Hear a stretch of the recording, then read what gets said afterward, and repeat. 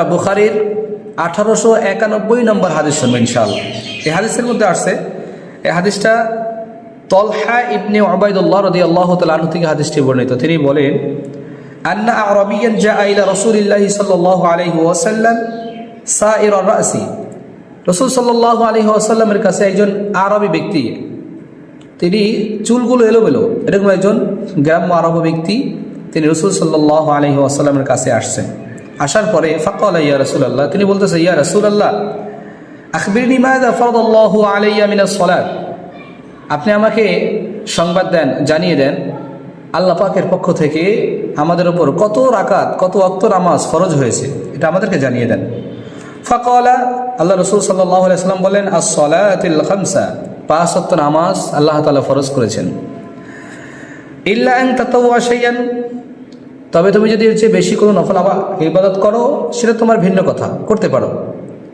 ফাকালা আখবিরনি মা ফারাদাল্লাহু আলাইয়া মিনাস সিয়াম, এরপরে ওই লোকটা, ওই যে গ্রাম্য যে ব্যক্তি আসছেন, তিনি প্রশ্ন করলেন, ইয়া রাসূলুল্লাহ তাহলে আমাকে রমজানের ব্যাপারে জানান, কতগুলো রোজা আল্লাহ তাআলা আমাদের জন্য ফরজ করেছেন।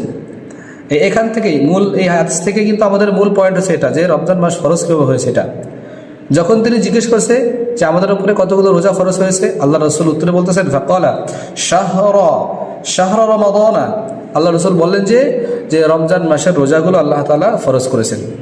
ইল্লা আন তাতাওয়া শাইআন, তবে হ্যাঁ এর চেয়ে বেশি যদি নফল ইবাদত করো, নফল রোজা রাখো, অর্থাৎ রমজান মাস পুরোটা তো ফরজই, আর এর বাইরে যদি কিছু করতে চাও সেটা হচ্ছে নফল, তুমি করলে করতে পারো, সমস্যা নেই। ফাকালা আখবিরনি বিমা ফারাদাল্লাহু আলাইয়া মিন ফাকালা আখবিরনি বিমা ফারাদাল্লাহু আলাইয়া মিনাজ যাকাত, এরপরে বললেন, ইয়া রাসূলুল্লাহ আমাকে যাকাত সংক্রান্ত ফরজ বিধানটা আমাকে একটু জানিয়ে দেন।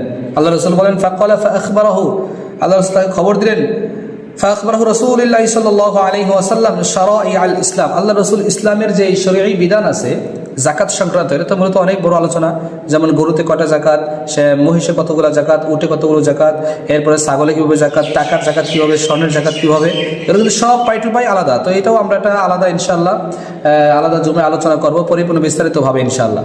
তো এখানে বোঝা যায় যে আল্লাহ রাসূল শরঈ হুকুম অনুযায়ী তাকে জানিয়ে দিলেন জাকাতের বিবরণটা কীরকম। এখানে সংক্ষেপে হাদিসটা এতটুকু এসেছে, বাকিটা আনলে হাদিসটা অনেক লম্বা হয়ে যাবে, এই জন্য এখানে আল্লাহ রাসূল তাকে পুরোটা বুঝিয়ে দিলেন।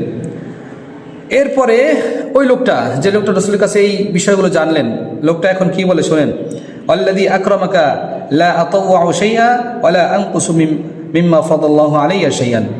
লোকটা আল্লাহ রাসূলের সামনে বলতেছে যে আল্লাহর শপথ, ওই আল্লাহর শপথ যে আল্লাহতে আমার জান, আমি শপথ করে বলতেছি আল্লাহ রাসূল থেকে আমি যে বিষয়গুলো শুনলাম, ফরজ বিষয়গুলো, এর মধ্যে আমি কমাইবো না, বাড়াইবো না, যেটা যেভাবে আছে আমি ওটা ওইভাবেই আদায় করব। এই কথা বলে লোকটা চলে যেতেছে। ফাকাল রাসূলুল্লাহ সাল্লাল্লাহু আলাইহি ওয়াসাল্লাম, আল্লাহ রাসূল মৃদু হেসে তারপরে বলতেছেন যে আফলাহা ইন সাদাকা আও দাখালাল জান্নাতা ইন সাদাকা। রাসূল দুইটা কথা বলছেন, যে এই লোকটা যদি সত্য বলে থাকে তাহলে সে সফল কাম হয়ে গেছে, আরেকটা কথা বলছেন, এই লোকটা যদি সত্য বলে থাকে তাহলে লোকটা জান্নাতে চলে গেছে। কত সুন্দর কথা। তো এই হাদিস থেকে আমাদের মূল থিম হচ্ছে রোজা ফরজ হওয়ার বিধানটা আমরা এখানে পেয়েছি। রোজা কিভাবে ফরজ হয়েছে, রোজার মাসটা ফরজ কিনা, এটা আমরা এই হাদিস থেকে জানতে পারলাম।